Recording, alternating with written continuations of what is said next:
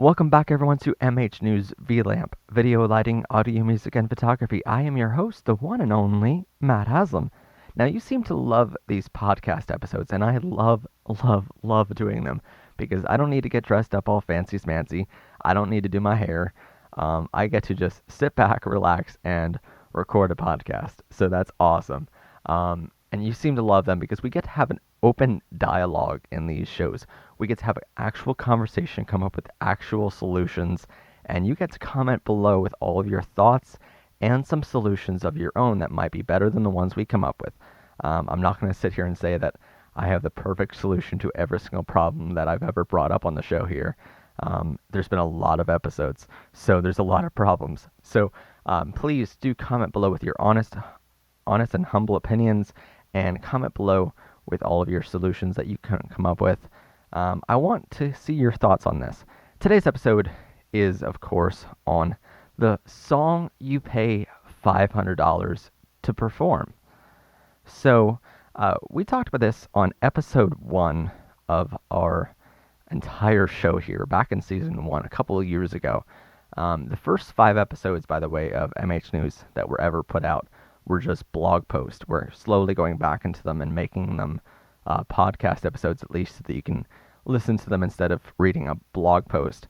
But the first ever episode was called Welcome to MH News, and it was more about the NFL and the Super Bowl, because at that time, I think this was about two and a half years ago now, that it broke in national news that the NFL had people bid for their opportunity to perform at the Super Bowl halftime show. And in that blog post / episode, we made the point that someone like Donald Trump or some really rich billionaire could actually bid and have their first guitar lesson, because the NFL only really cares about the money in this. They don't care about the entertainment value anymore. I mean, we said it on the show, in that show, that a sponsor like, I think it was Pepsi last year, I believe. Forgive me if I'm wrong here. Might be Coke, and I might be getting into a whole nother legal issue there. But I believe it was Pepsi that sponsored the halftime show. And Pepsi sponsored this show and paid NFL. And then the performer of that show every year pays the NFL. So NFL is actually getting money from both sides. And they're claiming, well, we're a charity. We need this money. And in that episode, we poked fun at the part that they call themselves a charity, even though they're getting paid millions and millions of dollars. But they claimed that there was a big exposure value in performing the Super Bowl halftime show, which is completely ridiculous. Because think about this for a second. They're not going to let some amateur performer or even a professional local performer perform at the Super Bowl halftime show. That's just not going to happen, at least in the foreseeable future here. So they're going to have an A-list artist perform that show. And an A-list artist doesn't need the exposure that the Super Bowl halftime brings, because they already have enough on their own. They're just doing it because someone needs to do it, and someone big needs to do it. So I've questioned for years why my favorite artist, Taylor Swift, never performed at the Super Bowl, and then all of a sudden this story broke and I understood why, because Taylor Swift has been on record many times for standing up for musicians getting paid for their talents. So I asked the question way back when, where does this really end? Where does this pay to play end? Does it end at the local level? You know, does this end at your local bar or restaurant at the corner of your street having people pay to play as well? Does it end there, or does it go even farther? So there's really no place, unfortunately, that you can escape paying to play as a term and condition of a show, I should say. But then, basically for a while now, we've been thinking, well, the NFL is just the NFL. That's the way they are, and that's the way they're always going to be. And they're the only ones that are doing this, to our knowledge. Well, then, this past couple weeks, this story has been slowly breaking, and I haven't really reported on it because I didn't know all the details yet. And even right now, I still don't know all the details, but I know enough to talk about it a little bit on the show and get your opinion. And if there's details that come out later, we're going to certainly update this story as it goes on. But this story broke a couple weeks ago, and please, as I said before, comment below of your opinions and solutions because I would love to hear them on this. This is a big deal going on right now. So, a good friend of mine, and I won't mention his name to kind of protect him online here because of the nature of this story, and I don't want people going on his Facebook and commenting a whole bunch of things. Enough people have already done that for him to get this message across that this is a horrible way to handle it, and this is a horrible situation that he was forced into, basically.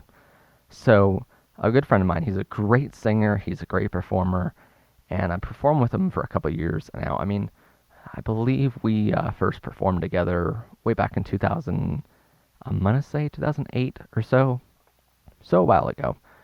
But he's a great performer, and if you saw this guy, you would think, hey, this guy's going to go pretty far in the industry.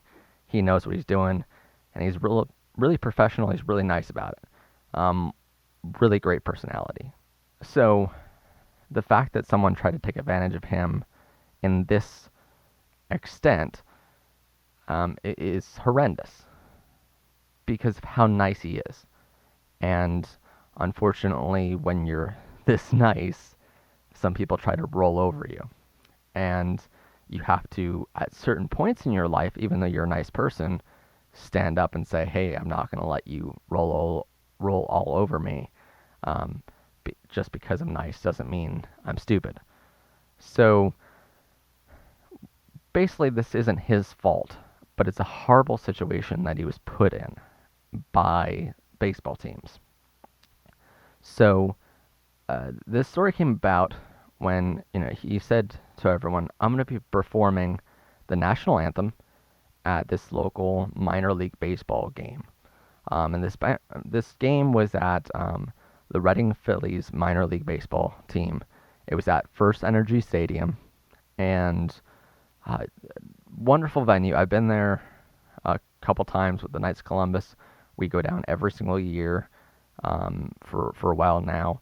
I haven't gone this year, but normally I go down with my dad and stuff like that with Knights of Columbus, and we have a really nice meal, enjoy a baseball game, and out of all the sports, I actually like baseball the most. Okay, so there's nothing against baseball in general. It's a great team. They put on a good show with all the different characters they have. So he performed the national anthem for them, and I want to preface this next thing by saying that I don't know the details of the first game. I don't know if the same thing happened at this first game that happened at the second, so I don't want to really release that Reading Phillies did this because I don't know if they did. Okay, to my knowledge, they didn't, but I don't have knowledge that they did either. So he performed at the Reading Phillies, which was awesome. He posted a video the next day after he performed it, and he did a really great job. I unfortunately had an event that night, so I couldn't go. About a week after that, he was contacted by the Scranton and Wilkes-Barre Rail Riders minor league baseball team at the PNC Field, and he was contacted by them to perform this national anthem at one of their games in the future. And they basically told him, you did a really good job over here at this other field. We want you to do the same thing for us. Now, here's where the story gets a little awkward. If you don't know what happens at a sporting event, if you've never ever been to a sporting event, which is doubtable because most people go to sporting events, but if you've never been to one, what happens is that the first thing that happens at a sporting event anywhere in the world is you have the national anthem sung, performed, or played before that sporting event begins. Now, if you're in America, we play our national anthem. If you're in England, you play their national anthem. It's just whatever country you're in. And that's fine, right? There's nothing wrong with that. But these fields need this song performed. It's not a choice of theirs. It's this unwritten law, unwritten rule. Actually, it might be written somewhere in their rules. I don't have access to their rule book or something like that on minor league baseball teams. But this is something that you need performed, sung, or played before every single game. Okay? So that's just as much of a necessity as having a janitor there to clean the bathrooms. Okay?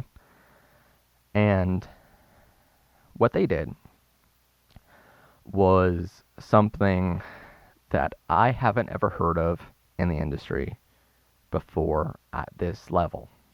Okay? My good friend, he posted on Facebook that he's going to be performing at this certain date at this Rail Riders baseball game, which is great. That's exactly what you should do as a performer. You should say, hey, I'm performing over here. Come see me. Okay? I post on my website all the time when I'm performing, where I'm performing, how you can get access to tickets, all that kind of information. That's just the way performers go and do things. They advertise their own events. And as a performer, that's your main responsibility. Advertise yourself first before anything else. So he was saying on Facebook, hey, come see me at this baseball field, and if you want to enjoy the rest of the game, they put on an awesome show, right? And everyone was really happy for him. And I was thinking at this time, well, here's this situation where he has a family, and he's probably getting a couple tickets for free to go see the rest of the game. And they're saying to him, hey, we can't pay you, but we can give you free tickets to the event. Come with your family and enjoy yourself, because we know you like baseball, so come enjoy yourself. That's what everyone thought, by the way. All of his friends on Facebook thought this. And I've been reading their comments as this story progressed, and they pretty much all thought the same thing I did. And I want to make this clear that I've said it on the show before, sometimes, that you need to get paid to do a show. Every time you perform, you need to get paid. But I guess there's this confusion out there in the community that think that, well, I'm talking about cash or some form of monetary exchange. And that's not necessarily true every single time. I mean, if you're talking about the video, photography, audio, or lighting worlds, graphic design world, then yes, money has to be exchanged there. But when you're a performer, it sort of depends. There's times when maybe they want you to perform one song. You don't need to bring any equipment. You don't need to bring any staff with you. So it's quite easy. So sometimes there's other ways of an exchange that can happen that still is some form of compensation for you doing that performance, but it's just not money you can take to the bank. And that's perfectly fine at some points. I mean, every once in a while you need to get paid, but it's okay to have this a performance or two here or there that you're getting other forms of compensation, like free tickets to a baseball game. So maybe you wanted to go to this baseball game, and now they're giving you a free ticket and free tickets for your family as well, for your close family. And that's perfectly fine. So you perform one song, and you get a certain amount of tickets to do that song, which is freaking awesome, Baseball tickets are like, what, 10, 15, 20 bucks a piece? So you're getting that for free. That's awesome. Good for them. Good for him that he's doing this show. So then what happened the very next day was he posted on Facebook and asked people, if you want to come see me perform the national anthem at this baseball game, this second baseball game, please contact me at this number or this email address for tickets. And then the internet blew up. and rightfully so. So it was a bunch of musicians asking, musicians, acting people, people in the arts and entertainment industry, and even some friends outside of that industry, saying, "Why are we contacting you? If we want a ticket for this event, why are we not just going to the ticket booth outside the door on the way in and just buying a ticket there? Okay, maybe it's going to be booked solid for that day. Maybe it's a busy weekend. So why are we not buying tickets on the website, the actual baseball team website? Why are we not buying tickets straight from the field? Why are we not calling the field directly for tickets? Why are we contacting you to get a ticket? That makes no sense. Because see, what happens normally in performing world is the venue will say, okay, we're going to have you perform, and we're going to advertise that you're performing, and then if people want to buy a ticket, they need to contact us. Because, you're getting paid a stipend, a certain amount for performing, and then if people want to come see you perform, then they're going to contact us for a ticket because we want to make a profit at the end of the day, which is perfectly fine. They're a for-profit business. They need to be. A field needs to be profitable. Every business does. So good for them, if that was true. But why are we contacting the performer to get a ticket to go see him perform at this baseball game when there's so much easier ways to get a ticket online nowadays, like Ticketmaster or whatever kind of company this baseball team is using as a venue to sell tickets? And in, I guess, response to this, he, in so many words, said that he needs to sell 50 tickets at a price of $10 apiece in order to perform the national anthem. I want you to think about that for a minute, because, not the math on it, because 50 times 10 is $500. That's pretty easy math. And you can probably tell where I'm going with this, because the whole title of this podcast is, the song you pay $500 to play. You can kind of tell where I'm going, right? So he had to sell 50 tickets at $10 a piece in order to perform one song. And you give him the benefit of a doubt, right? Maybe he needs to sell this many tickets and he's getting paid that much. Or maybe he's getting a percentage of that. But from the comments I've been kind of reading from everyone, and Facebook just blowing up like a nuclear bomb, from what I'm reading, he has to sell 50 tickets and they get 100% of that. And only then will he be able to perform. Now, I had another event going on that day. I do enjoy baseball. That's probably my favorite sport of all the sports to watch. Besides monster trucks or demo derbies, if they're considered sports nowadays. I don't know. Are they? Probably.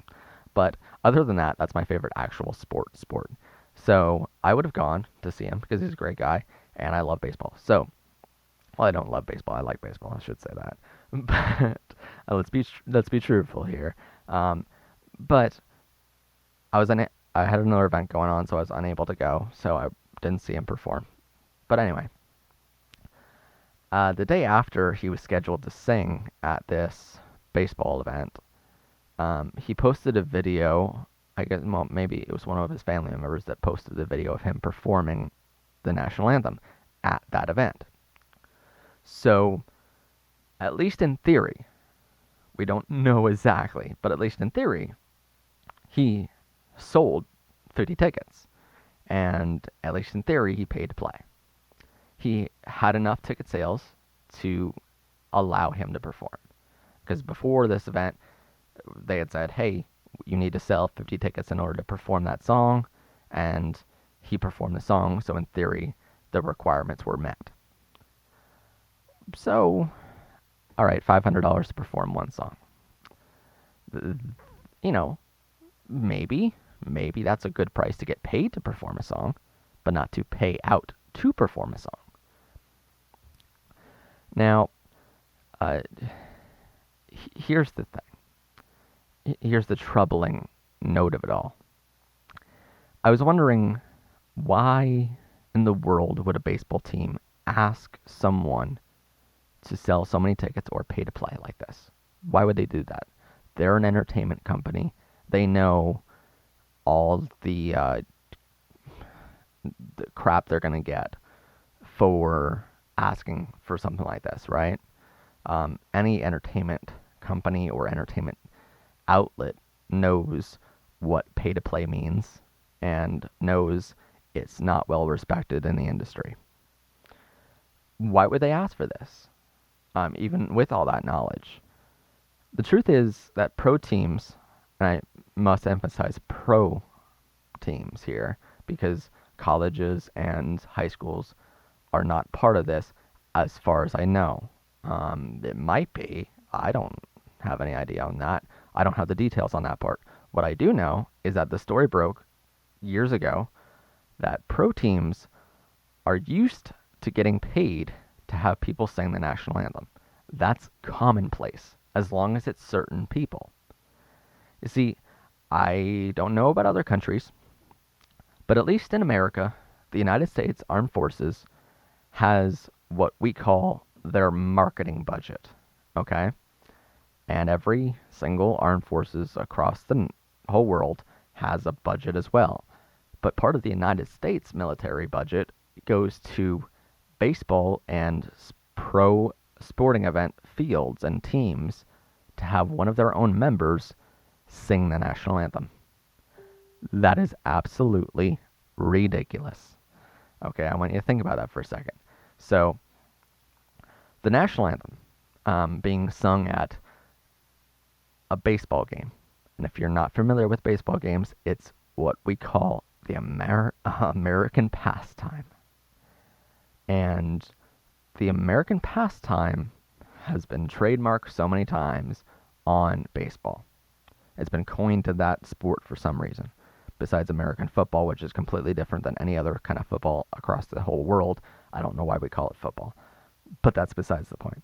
So, the American pastime is baseball. Why? It's just as American as apple pie and hot dogs and peanuts and Cracker Jacks. It's baseball.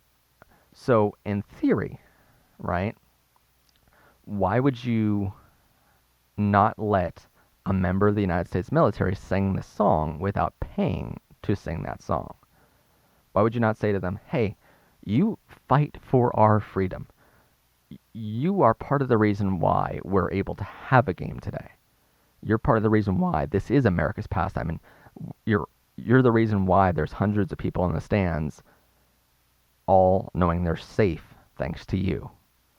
Why aren't we accepting of you coming in here and performing the national anthem? By the way, I've sung the national anthem before, and even I say, well, coming from a member of the United States military, the national anthem is the most beautiful it can be when it's coming from a member of the military, more than any other performer out there, including myself. That you won't hear the national anthem have a more powerful meaning coming from any other person besides a member of our armed forces. So why would you not let a member of the armed forces come in and sing that song? It's unfathomable, right? So you would think they would say, well, you know what? You're military.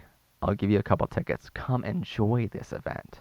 You're the whole reason why we're able to do it. So come enjoy it. Have fun. Here's some money for hot dogs or whatever you want to get while you're here. Just enjoy yourself. Bring your whole family, right? But with that now with the understanding that if a member of the military comes in and performs the national anthem, the United States military budgets in their annual budget to pay the field and the team a certain amount. If a choir of people, a group of people from the military come in and perform, then there's another amount. It's I guess prorated per person, but you can understand then, well, if today this baseball field has a performer come in and sing the national anthem, they're getting paid X number of dollars for that, to have them perform it. So you can understand that tomorrow, well, we're having an amateur or a small little local professional performer come in and sing the same song. You can sort of, in a way, understand the slippery slope it takes to get from point A to point B of, we're getting paid this much today, why can't we get the same thing tomorrow? So you can understand the slippery slope of having everyone pay to play. It's still completely ludicrous, but you can understand how they got from point A to point B then. And I think part in solving a problem is figuring out how they got there, right? Figuring out how we got to this point is big key in solving it. So let's take this a step further, I guess, and say there is no exposure in performing the anthem. Maybe for a member of the military there is, because if you have all your kids at an event like this, and you have all your kids there and they're enjoying the baseball game, maybe there is some exposure in having a member of the military come in and sing the national anthem there, because there's going to be kids there that see this member of the military sing and go, hey mom, hey dad, I want to become a member of our military. And maybe that is marketing, but why do they have to pay for that? Because they're military. I mean, without them, you wouldn't have this event. So even for them, I don't understand the whole pay-to-play thing. But maybe for them, there is exposure in this.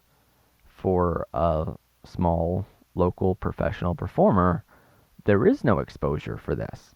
Because it's not like, if you're doing like a big concert or something like that, and you're doing a 2-hour-long show, or if you're doing opening of the show for someone else, then yeah, you can go up there on stage and you can say, hey, here's my website, here's my information, I have a merchandise booth in the corner if you want to check me out, or you can wear a t-shirt with your name on it or your website name on it. I've mentioned that on the show in, I believe it was season 3, episode 78, Dressing Your Brand, part 6 of 11 there.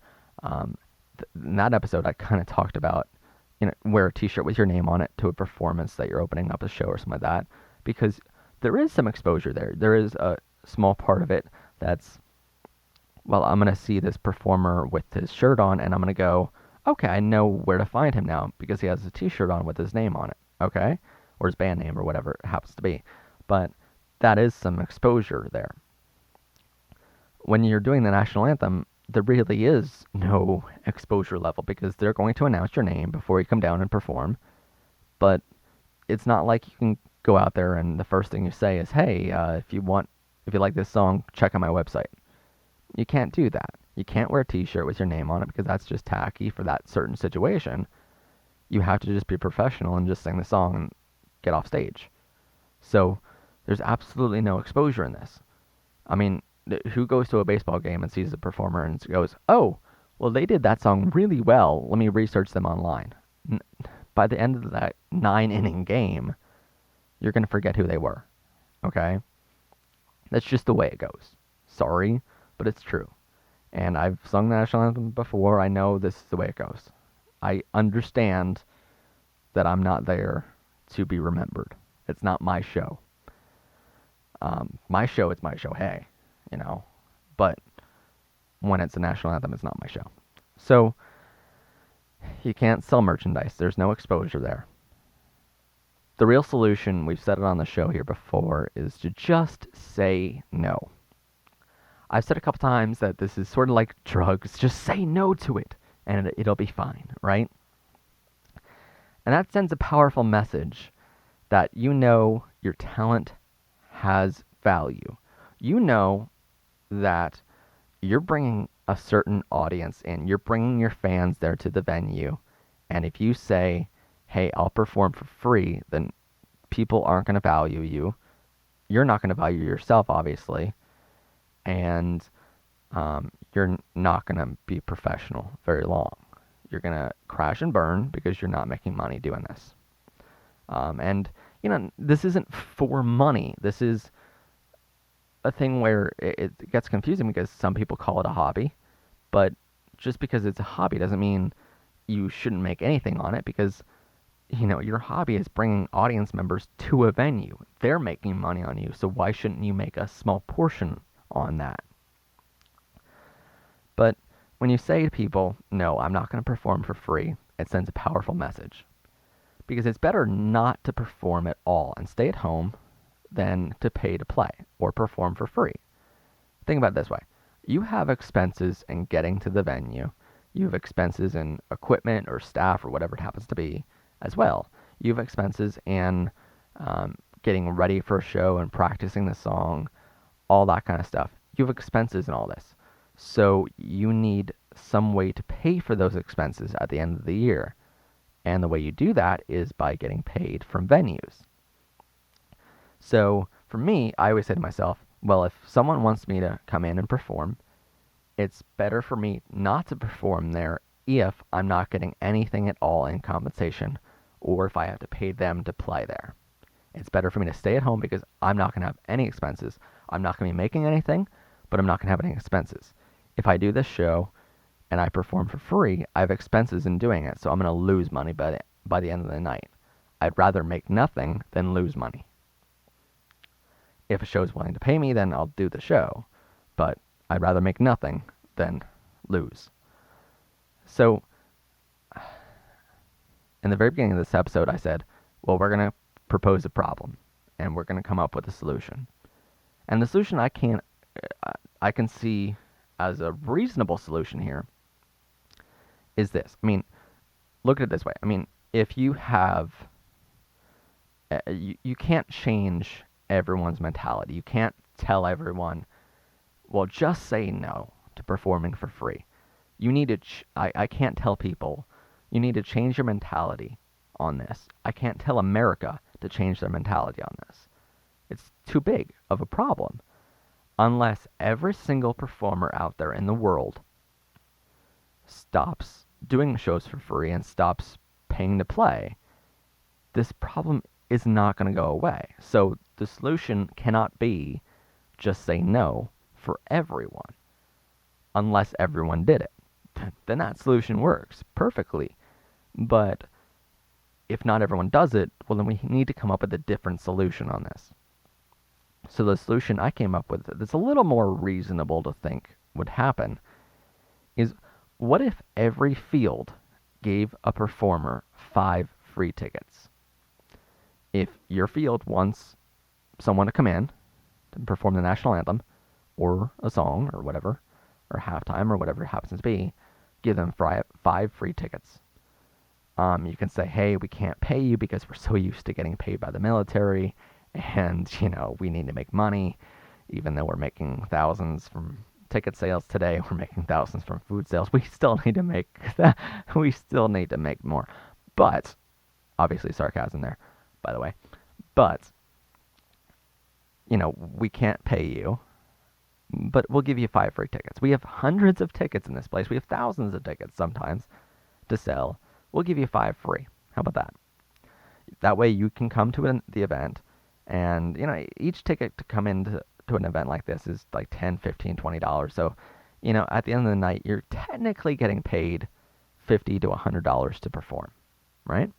Getting 5 free tickets. You get to enjoy the event. Maybe you have to buy your own food while you're there that night, but at least you're getting it for free. And if you like baseball, like I do and like a lot of other people do, then I don't necessarily follow a team, but at least I'm getting into the event for free, and I'm able to enjoy myself and with my family that night, or my friends, whatever. I'm able to go have some fun for a night, and it's not costing me too much besides food, which is a heck of a lot. I mean, it would cost me $50 to $100 to bring me and my family to an event.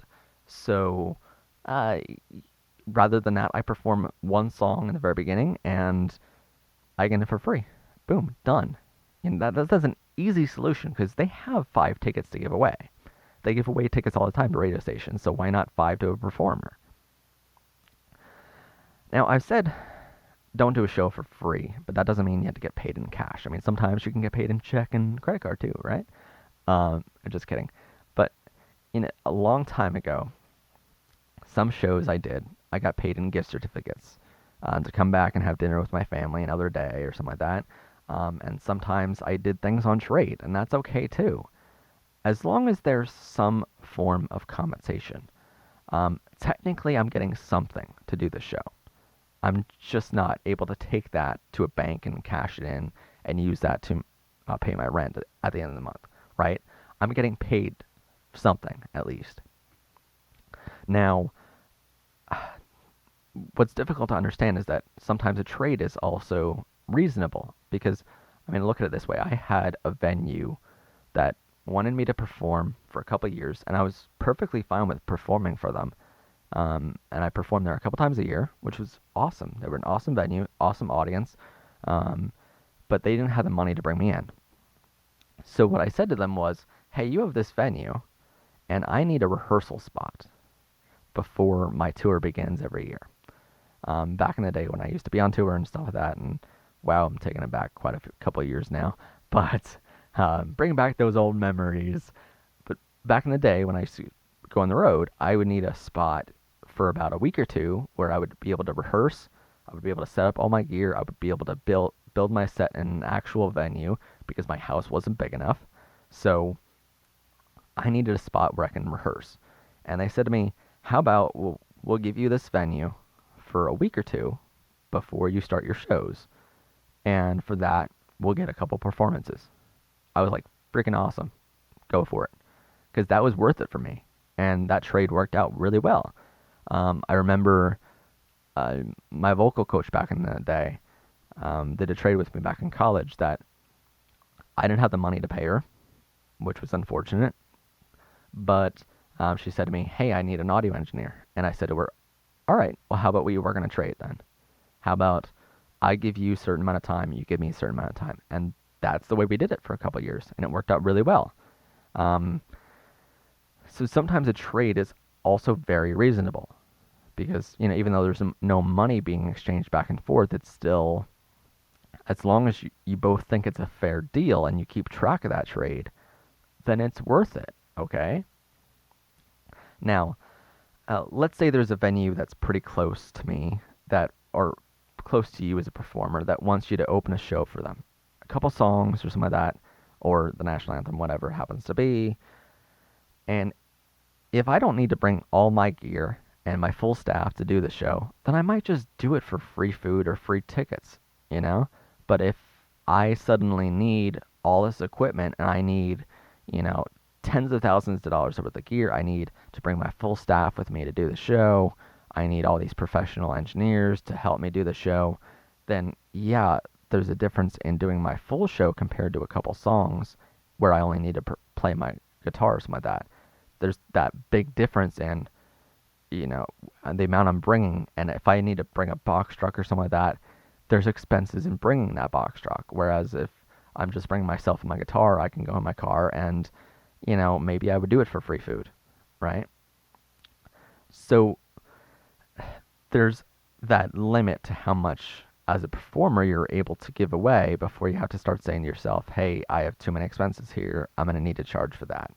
And you have to figure that out for yourself of how much are you willing to give away for free food or free tickets. You have to basically see the value in what they're giving you and say, I'm going to give you the same value. I'm not going to give you more value. I'm not going to give you a full show that's worth hundreds of dollars when you're giving me $20 of free tickets or $20 of food.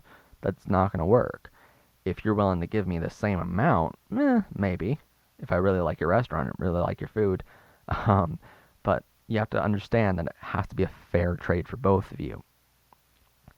But in saying this whole solution, maybe there is a limit to how much these teams could offer performers. I mean, I'm reminded of a story of a group of kids, maybe about 15, 20 kids or so, 15, 20 kids, I think it was, that played the national anthem at the same exact field that we're talking about here in this story. They went down there and they sung the national anthem, but there was 15 or 20 kids with all their parents. So that's a lot of people to, give free tickets away to. So maybe there is that limit of, hey, if you or your group want to come in and perform, then we'll give you 5 free tickets. But that's the most we can give you. After that, whoever you have come in, we can do half price on our tickets because we can't give away the house here. We can't have you bring 500 people, or 20 people with all their parents. We can't do that. That's a little too much to ask, and that honestly is a lot too much to ask in that. But there maybe should be some limits to how much they should give away because it's you know eventually it gets to a point where you're just giving away the house. But we brought this up, your value as a performer, in season 3, episode 79, Stop Fighting for Crumbs, part 7 of 11 of Marketing Music Series. These venues have the money to pay a performer, and they just choose not to, or they don't have to, because of this law that's out there. And this law isn't, a law by a government. It's called law of supply and demand. And the way this works is if you have one item on the shelf and 1,000 people want to buy that item, then you can sell that item for $1 million. But if you have 1,000 items on the shelf and only one person wants to buy that item, you cannot, for the life of you, sell that item for $1. So nowadays, you have not too many venues out there because economy sucks, and it went through the whole recession. We're over the recession, but there's not that many venues out there that want live and local music. But you have all these performers. You have 1,000 performers. Only a handful of them are professional, but you have 1,000 amateur performers that want to perform as well. And they want to come out of the garage and say that they're performing somewhere. So now you have all this huge competition to perform at these select places, so it's hard to sell them a show that has an actual value. It's hard to be a professional performer nowadays. Whereas years ago, you had lots of venues, and you only had a handful of professional performers out there that wanted live and local shows. So it was easy to go into any of these places and say, hey, I want X number of dollars, and they either had to pay you or they were going to have a dead night at the restaurant. So that's kind of how it went back in the day, but nowadays it's completely reversed. And that is the law of supply and demand at its root. I mean, for this, I'm honestly reminded of a story of an old friend of mine. He once said to me that exposure and experience has a great value in a show. By the way, unless you're in your first year performing, it does not. And this guy was nowhere near his first year performing. It was like his 30th or something like that year performing. So he actually did an entire show. I think it was to show me that exposure and experience have a value. I don't know if it was just for me, but he did this. So he said, well, I'm gonna rent a hall, and he rented an entire venue for the night, which cost him quite a few hundreds of dollars. He paid other band members that he brought in for the night. So he had a drummer, guitarist, that kind of thing. He paid everyone else that was performing with him in his band. He paid them to practice with him and to perform with him. He paid for catering the entire night, which was a ridiculous amount of money, by the way. But he paid for catering. And he advertised this event and said, everyone come out and see this show. It's free food, free entertainment. Come out and see us perform. Come out and see me perform. Well, him, I mean. Come out and see him perform. And so he did this whole show. I didn't go because I didn't want to support the whole thing. Because I didn't believe in it, really, actually. But he, by the way, he paid a sound person and a lighting person, too. Wasn't that great of sound, but he did all this and had thousands in expenses in doing this show. And I've said to do something similar to that in Season 3, Episode 80, Setting Your Own Stage, Part 8 of 11 on Marketing Music. I said, go out and set your own stage. Do your own shows. If you're not happy with how a venue is treating you, if you're not happy with what you're getting paid as a performer and you think you have a following, then do it yourself. Go out to a venue, ask them if you can perform there, and just perform. Do it your own way. Set your own stage. Build whatever kind of set you want to build and do it. Sell tickets on your own. Do it yourself. If you're not happy with the world and you want to see a change, then make the change yourself. That kind of thing, right? I've said that before, and I'll probably say it 100 times more on other shows. But what he did had two glaring differences from what I said to do and what I used to do as a performer. That's actually what I used to do. I used to go out to venues and I set my own stage everywhere I went once I got a little established, right? And I could bring an audience, somewhat of an audience in. That's what I started to do. The first of the issues, or the differences between what I said to do and what I do compared to what he did in that one show is that I said you can get the venue donated to you. If you go to a school and you say to them, I want to do this event, and all the a percentage of the proceeds from the event will go to your sports team or your arts and entertainment field department of your school, or you go to let's say you go to a church and say, I'm going to do this show, and a portion of what we bring in goes to a percentage of whatever we bring in goes to your church. And most times, 9 out of 10, they'll say yes to you. And depending on how nice they are, but most times they'll say, okay, we'll do the event.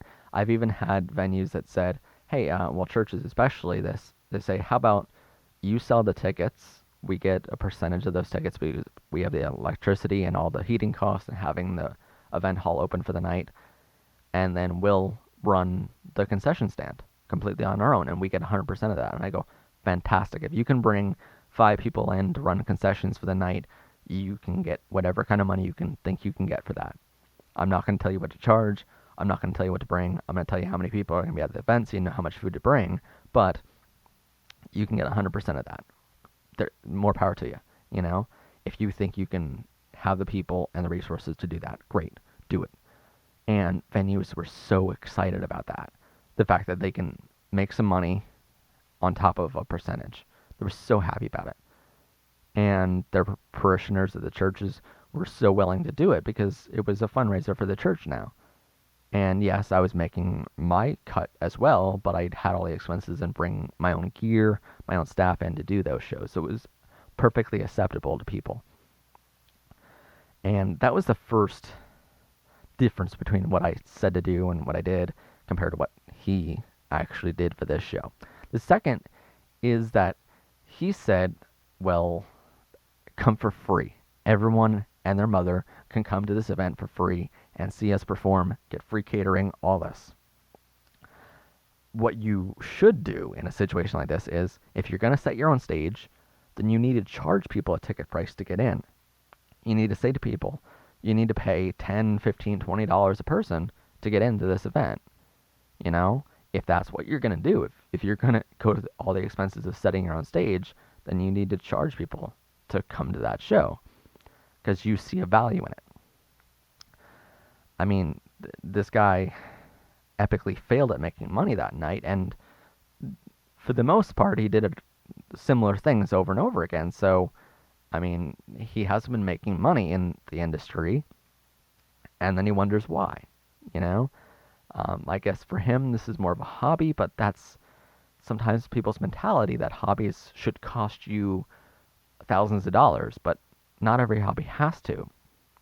If you go fishing, then maybe, yes, a hobby should cost you money because, you know, you're not going to make a profit at doing fishing unless you go absolutely pro and you're really lucky and you're really good at it and maybe you sell fish or something like that and you're a fisherman. Then maybe your hobby can be that. For me, I turned my hobby into a career and now I make money doing that career. But I call it a career. I don't call it a hobby anymore because I'm professional now.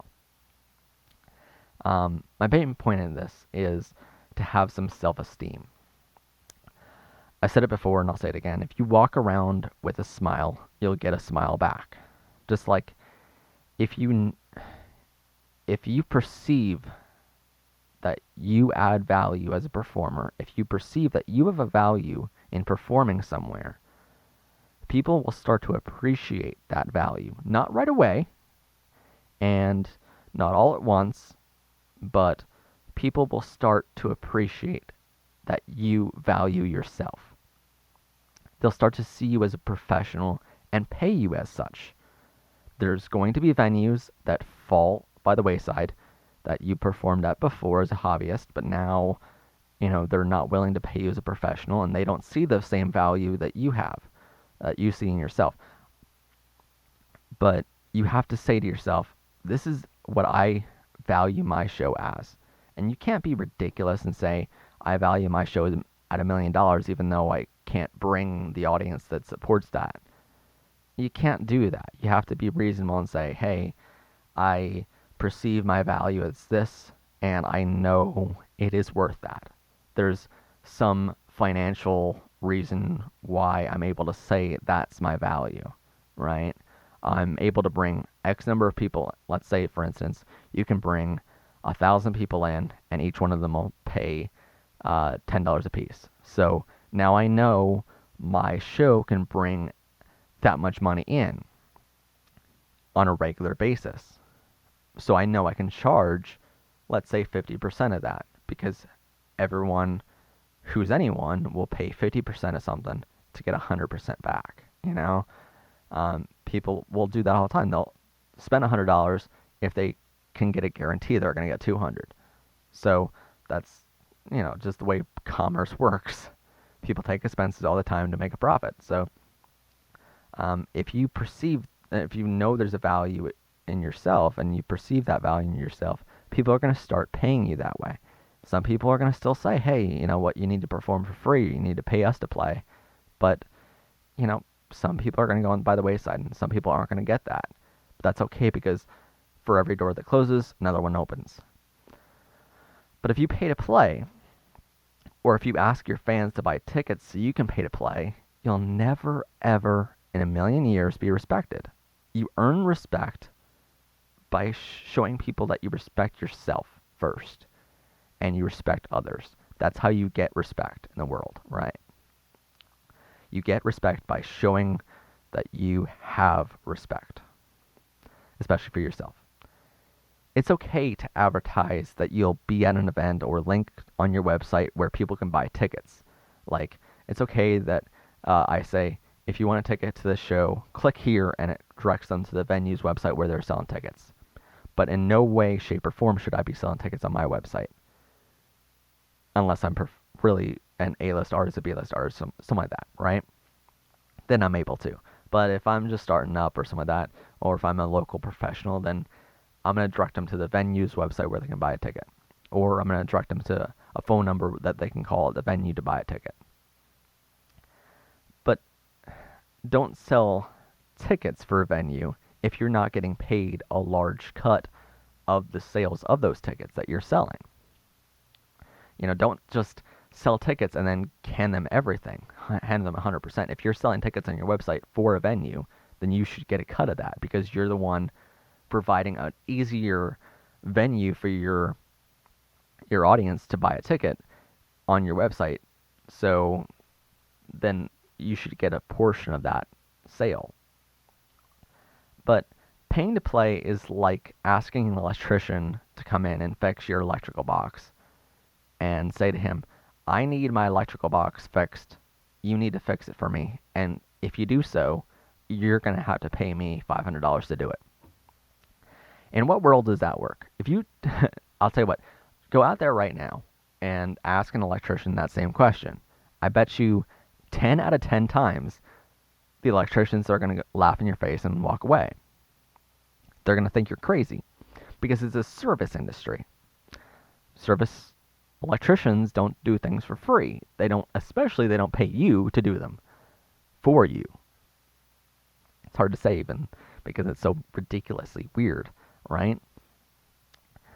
But when you're asking someone, especially for like a national anthem, of an American pastime baseball event saying to people, I need this service done, but I'm going to need you to pay me to do that service for me.